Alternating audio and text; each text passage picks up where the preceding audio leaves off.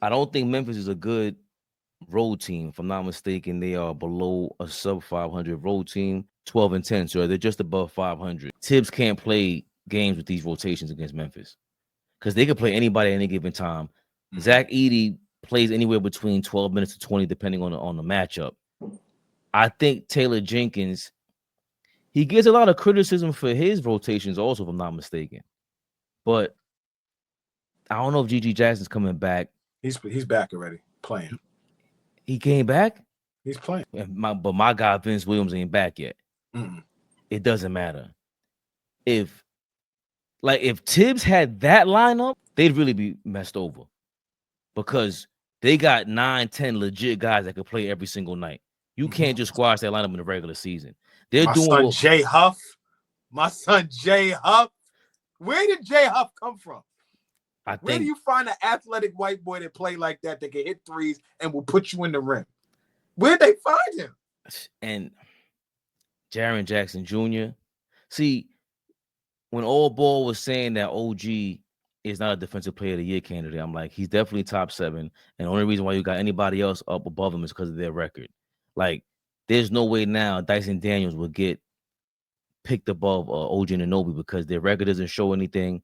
And he's going to get a lot of 3 steals a game and all that.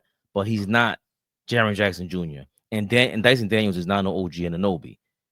But Jaren Jackson Jr., he's on a different level than OG because he can block shots, rim protect, and he flies from side to side. There is the way OG moves is very methodical, very mechanical. Jaren Jackson is a free safety out there. He's crazy. He's amazing. I think he slowed down his foul trouble. And like you said, Jay Huff, the Jalen Wells kid is up there going bananas. He's doing his thing. Still playing well. Like they got a good team over there. They're top 3. They're a top 3 team in the West, I believe. Right? It's OKC, them, and Houston, or OKC, Houston, them, something like Houston, that. Houston's in second place, and they just won. Yeah. They just beat the Cavaliers tonight. Yep. Memphis is 8-2 in their last 10. The Rockets are 8-2 in their last 10. Is Ja playing Monday? I would imagine so. He's been in and out of the lineup too, man. And you know how we feel about John Morant. Like, we want him. He blackballed himself from the league, but that's the guy that is coming to the Garden, and he wants to show out. Right. So that's what I'm saying. I would imagine he's playing. Who did they play yesterday? They played the Pelicans last night, I think. Oh, and they beat them. The Jazz game, John Morant only played 25 minutes, he had 11 points. So 25 minutes shows you he's working his way back. But everybody plays like 24 minutes, 30. No, that's Utah. On Memphis, Jalen Wells 28, Jaren Jackson Jr. 30, 28 for Zach Edey, 28 minutes, Zach Edey against the Jazz. Wow. See what I mean about that? Like, you don't know what you're getting from Memphis, bro.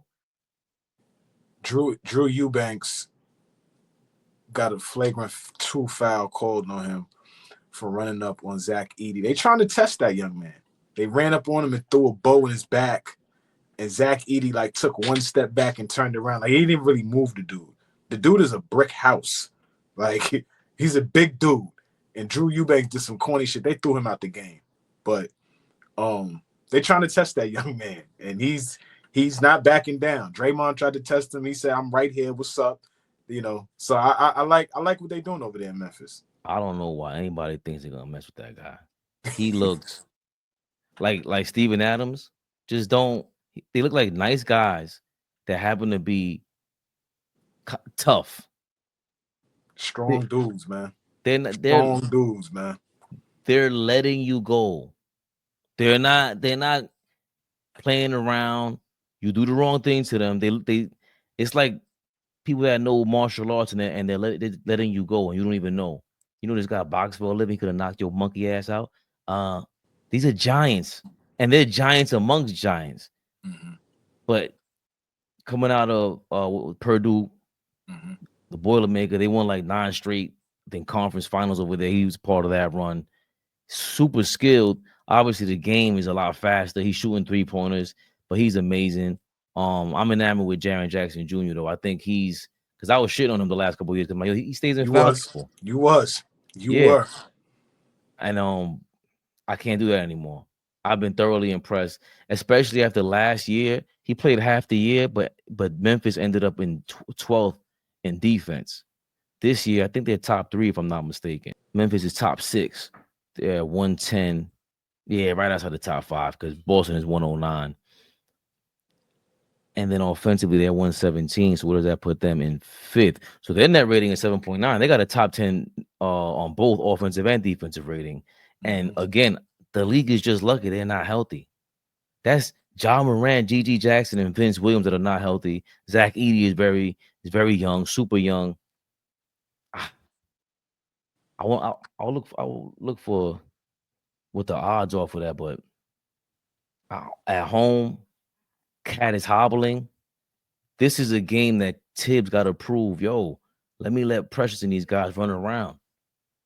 I cannot allow them to dictate the game because I think they could dictate the game however they want if you let them.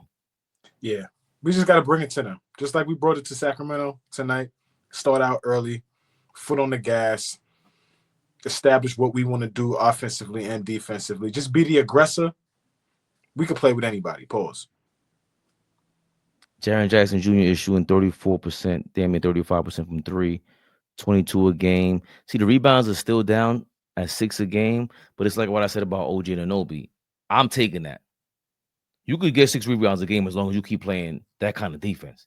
That's just too incredible for me. You're 6'10", 6'11". I need more rebounds from you, big dog. I'm sorry. That's tough for me, Flea. I'm sorry. 6 rebounds from you ain't enough for me. Who's their rebounder? You tell me. I don't know. I don't like your tone. Who's their best rebounder? Tell me. Zach Edey at 7 a game. As a rookie. God bless him. That's excellent. 20 minutes a game, Fleet. He averages 7 boards. Yo, my conspiracy is the league is changing. The Wembley's of the world, the league's going to get bigger. And guys like this are going to be necessary. There's no way they want the game to slow to keep that same pace because the Celtics and the Mavericks going to pull shit. They have had enough. All we see is like diva wide receivers out there on that basketball court playing guard. That's what it looks like to me. And I think the Zach Edes of the world are going to be a lot more common. We're going to bring back Rick Smith and all that. It's going to happen. AllBall TV. They scared, but I'm not. They don't like comentario. Y suscribe.